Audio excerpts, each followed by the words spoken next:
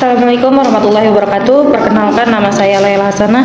NIM saya 187235301 dari Prodi Pendidikan Ekonomi semester 4. Di sini saya akan menyelesaikan tugas UAS saya dari mata kuliah Perekonomian Indonesia yang diampu oleh guru dosen saya, yaitu Ibu Ayu Nurul Amalia dari kampus Universitas Pancasakti Kota Bekasi.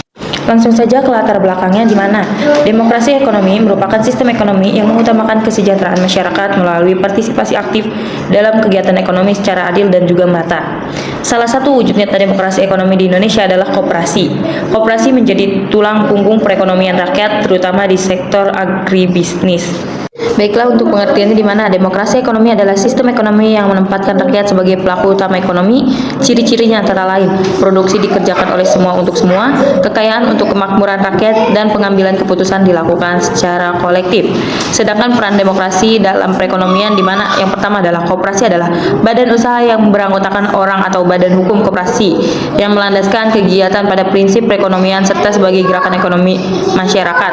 Berdasarkan asas kekeluargaan, prinsip koperasi mencakup keanggotaan sukarela, pengelolaan demokratis, serta partisipasi ekonomi anggota. Gambaran umum koperasi susu Setia Kawan, di mana sejarah singkatnya adalah koperasi susu Setia Kawan didirikan dari penggabungan beberapa koperasi premier peternakan sapi peras di Nongko Jajar sejak 1962. Pada tahun 1979, koperasi mulai bermitra dengan Nescafe Indonesia. Seiring waktu, koperasi ini berkembang menjadi salah satu koperasi susu terbesar di Indonesia. Untuk struktur organisasinya itu, di mana ada koperasi ini memiliki sistem keanggotaan terbuka dan setiap anggota memiliki hak suara yang sama dalam rapat anggota tahunannya. Keputusan strategi seperti penetapan harga, rencana investasi, dan pengelolaan usaha dilakukan melalui musyawarah. Untuk skala usaha dan kemitraannya, di mana saat ini koperasi memiliki lebih dari 7.000 anggota dan memproduksi sekitar 65.000 sampai 75.000 liter susu perharinya. Mitra utamanya meliputi Nestle, Indolacto, dan juga Arla Foods.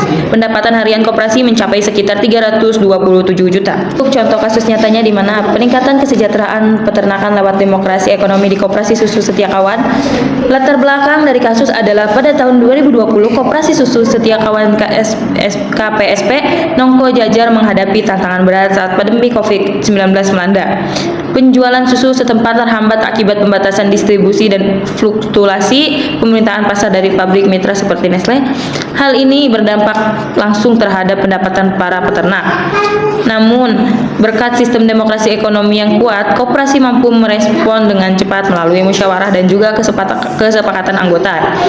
Langkah solutif berbasis demokrasi ekonomi, di mana yang pertama adalah rapat anggota luar biasa RALB, menyesuaikan harga beli susu internal sementara, mengalihkan sebagai produksi ke anggota susu pasteurisasi lokal, menyalurkan bantuan pakan dan pinjaman lunak ke peternakan kecil. 2. Program susu sehat warga desa. Koperasi meluncurkan inisiatif distribusi susu langsung ke warga di Kecamatan Tutur dan Tosari dengan harga khusus. Selain mengurangi susu terbuang, program ini juga memperluas pasar lokal dan mempererat hubungan sosial dengan masyarakat. Yang ketiga adalah partisipasi peternak muda. Di tengah krisis, 30 peternak muda dari anak anggota lama bergabung dalam program pelatihan pengelolaan ternak modern berbasis aplikasi monitoring kesehatan sapi. Program ini diinisiasikan koperasi hasil usulan dari anggota muda saat rapat pada tahun 2019. Hasil yang dicapai yaitu di mana produksi susu tetap stabil di angka 65.000 per liter per hari meski pandemi. Pendapatan anggota meningkat kembali pada akhir 2021 setelah diversifikasi pasar lokal. Jumlah anggota aktif bertambah sebanyak 300 orang dalam 2 tahun. Citra koperasi meningkat di mata mitra internasional dan masyarakat lokal. Program biogas tetap berjalan dan justru bertambah 100 unit selama pandemi karena dinilai efisiensi dan murah oleh anggota.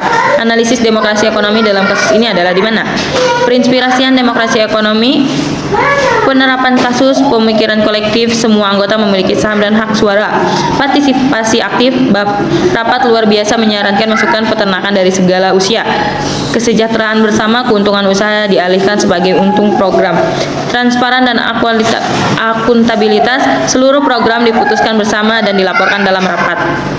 Kesimpulan kasusnya di mana? Yaitu kisah ini menunjukkan bahwa demokrasi ekonomi bukan sekedar teori, melainkan solusi nyata dalam menghadapi krisis dan membangun ketahanan ekonomi rakyat. Koperasi Setia Kawan menjadi bukti bahwa kolaborasi berbasis keadilan, partisipan, dan juga solidaritas dalam membawa kemajuan berkelanjutan, bahkan dalam situasi darurat. Kesimpulannya di mana Koperasi Susu Setia Kawan ini berhasil menjadi model demokrasi ekonomi yang nyata di tingkat lokal dengan sistem pengelolaan demokrasi dan berorientasi kesejahteraan anggota. Koperasi ini meningkatkan taraf hidup peternakan dan juga memperkuat perekonomian daerah. Sekian dari presentasi saya. Jika ada salah kata mohon dimaafkan. Wassalamualaikum warahmatullahi wabarakatuh.